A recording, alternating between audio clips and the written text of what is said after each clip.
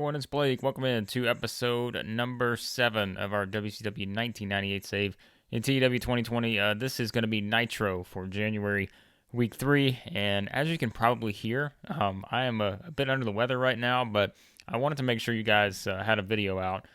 So this one's going to go up a little bit later. I usually put the new episodes up in the morning, but this will be an afternoon one. But I wanted you guys to have a video, and we did just bring back the WCW save. So this may be a bit of a quicker episode than usual, just given the fact that I'm probably not going to be able to put as much into it from a talking standpoint. So, but we'll kind of just cruise through this one just to kind of give you an idea of where things stand on our WCW one now that we're picking it back up. So let's start with the pre-show. It's Mortis and Wrath getting the win over Liz Mark Jr.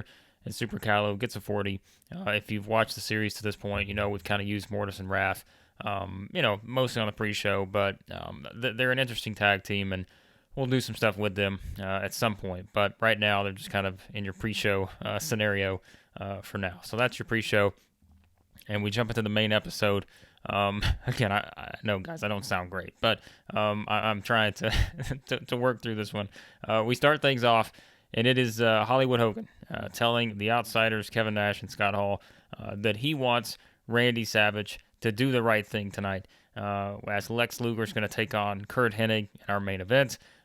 And we've kind of teased the tension between Hogan and Savage recently, even as members of the NWO. And I'm going to give you a funny note on that here in a little while, because there is something funny about this that I did not realize until I booked the show. But there's been some tension between Hogan and Savage. And so this is basically Hogan wanting Savage to do the right thing, because Hogan wants to take out Luger. He's wanting to take out all these people. You know, there's Luger, there's Bret Hart, there's Sting, of course, Ric Flair. Hogan's wanting to take out all of his people that could possibly, stop his path to being the champion again. And we'll talk about that here in just a bit. Of course, we're going to have that big match, Hogan versus Sting. It's sold out for the championship. Winner goes on to Super Bowl next month to take on the winner, Bret Hart and Ric Flair. So Hogan sending a message here, and we get an 88 for this one. And match-wise, we start off with Booker T getting the win over Saturn. It is Booker T. This was something we've set up where basically Booker's our TV champion, and we've set up the storyline with, Booker wanting a piece of Raven, who has kind of just been in Booker's business and all this other stuff, and Raven made him go through the flock, and this was kind of his last stop. Booker's already beaten Hammer, who, as you see here, we did the finish where it was Hammer kind of botching the interference, accidentally hitting Saturn, and that allows Booker to get the win. So now Booker has officially earned that match against Raven, and I know it's kind of a different setup because Booker is the champion and Raven's not, but Booker wanting to get his hands on Raven for everything he's kind of done to him thus far.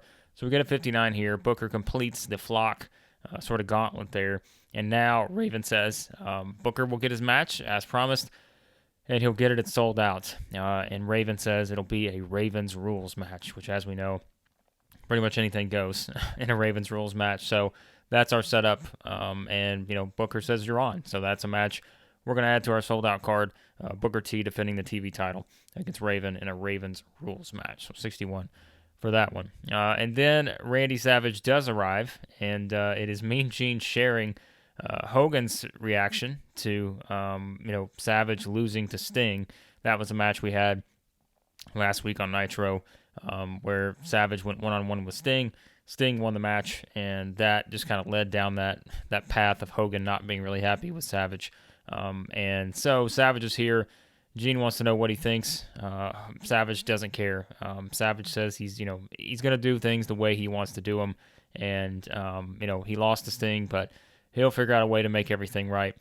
But he's not here just to walk around and listen to every order from Hulk Hogan. So again, kind of furthering the tension, and this is where I will let you know. I tried to put Hogan in this segment with Savage to sort of just have the response here of Hogan, Savage arriving, kind of Hogan meeting him, and those two kind of building up the tension. But I forgot and realized this: Savage will not appear in any segment with Hogan because of their dislike of each other. So that makes things a little interesting, because I started this feud in motion, and now because of there's like one of the relationship notes where Savage will not appear in anything with Hogan because he hates him. And so these two will not be able to appear in any segments together, I suppose. So that makes things a lot interesting because we're going to have to play around with this to kind of keep the tension going. But Savage will not be in the same segment with Hogan, so we can't really put them together.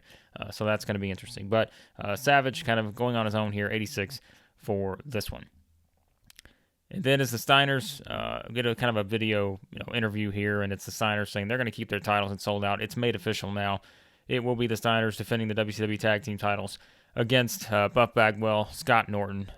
That is your tag team title match for the pay-per-view, and we've kind of built up the feud and the story between those two to this point. So just your generic babyface promo here for these two, 62, hyping up the match. And speaking of Buff and Norton, we get them a bit of a win here to build some momentum moving forward towards sold out. So they get the win over Norman Smiley and Disco Inferno. And Disco, not a great in-ring performer to this point, 38, but a 58 match, not terrible. So this was just getting the heels a victory here. These two, part of the NWO, and they will get their shot at the Steiner brothers at sold out. And then it is Mean Gene with Chris Jericho, and the delusional Chris Jericho continues. Of course, we've played up the fact that Malenko beat Jericho one-on-one a couple weeks ago, and this is Jericho he's denying it. He's denying everything about it. He says it never happened. He even went in, trying to get the tapes from the production. He says it never happened. He never lost to Dean Malenko, and now this is just kind of Jericho furthering that, saying he wants Malenko to finally prove he can beat him. So just over-the-top Jericho here, delusional, and so essentially this is Jericho calling out Malenko, and we'll see if we get that match at some point. So Jericho leaves. In comes Eddie Guerrero, who is our Cruiserweight champion. And Eddie, just kind of sticking his chest out, continuing to kind of flaunt having the Cruiserweight title. And he says he'll take on anyone. And that is when Gene reveals that he's just heard from J.J. Dillon, our commissioner here, and it has been made official that Eddie will take on and defend his Cruiserweight title at Sold Out, and it'll be against Ultimo Dragon. So Eddie, not really thrilled at the news that he could be taking on Ultimo Dragon, but 71 here, great promo from Eddie. And speaking of Dragon, he is in action, and I had a feeling this would happen because Dragon's not that over. Like, his popularity's in the 30s, I think, maybe low 40s. Finley's not either, and there was just, I knew we were going to get this note of kind of having, basically jobbers outside of the pre-show, but it's fine. We just kind of, the only way we're going to do that is we have to get Dragon over somehow, so he needs some wins, but, so we get a 46 for this one, not great, but this was really the only option in terms of the heels that I could pair him against. I didn't want him beating any of our top heels or anything, so this was just kind of a necessary evil, I guess, if you will, for this one, but Dragon gets a win, and again, that leads us toward the Cruiserweight title match we'll have at Sold Out.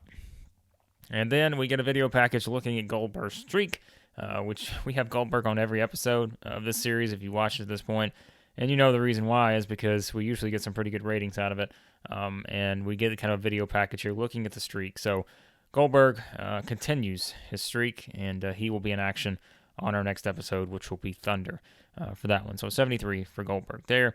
Nice segment here, 69, as it is Gene with the Giant. And Gene wants to know Giant's mindset.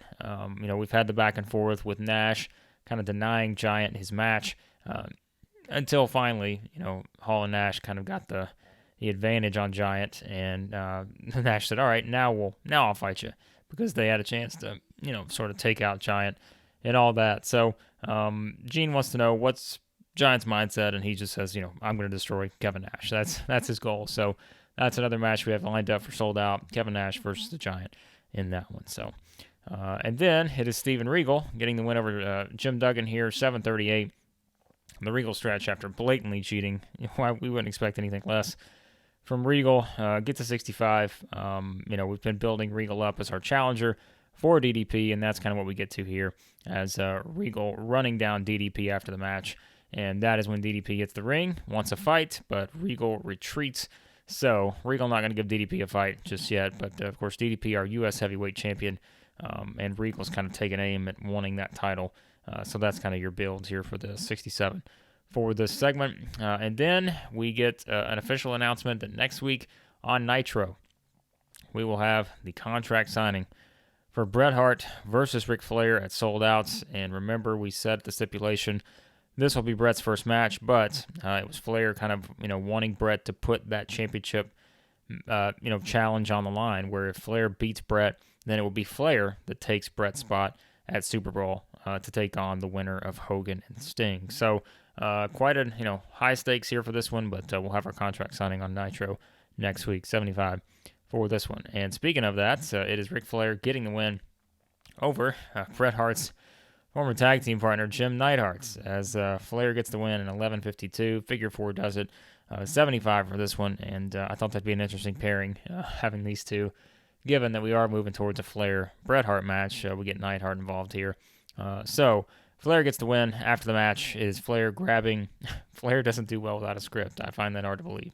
But Flair saying that Bret just saw his future at Sold Out.